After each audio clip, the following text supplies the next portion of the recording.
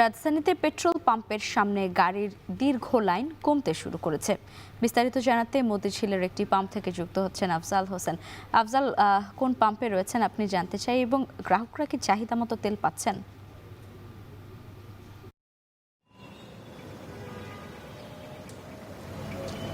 লাইবা মতিঝিল বাণিজ্যিক এলাকার একটি পাম্পে রয়েছে রহমান ফিলিং স্টেশনে। এই বাণিজ্যিক এলাকার এই সময়টা বিশেষ করে আপনি জানেন কিছুক্ষণ আগে অফিস টাইম শুরু হয়েছে এবং বিশেষ করে এই সময়টা সাধারণত পাম্পের সামনে যানবাহনের দীর্ঘ সারি থাকে এবং বিশেষ করে মধ্যপ্রাচ্য সংকট শুরু হওয়ার পরে এই দীর্ঘ সারি আরও দীর্ঘ হয়েছে। অর্থাৎ এখানে এই সময়টা কখনো কখনো এই যানবাহনের লাইন 1 কিলোমিটার বা তারও বেশি লম্বা হয়েছে।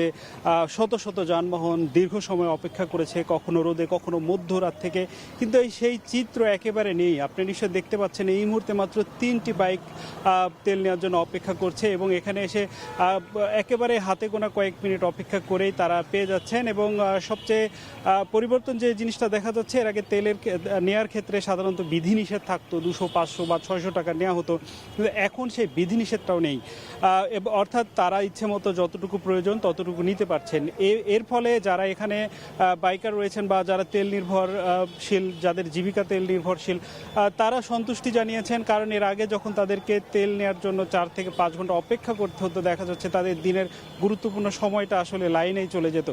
সেই সময়টা তাদের বেঁচে যাচ্ছে। এর ফলে তারা তাদের যেই পেশাগত যেই জায়গা সেখানে বেশি সময় দিতে পারছেন। যদিও যেই পাম্পে রয়েছে এখানে অকটেন ফুরিয়ে গেছে।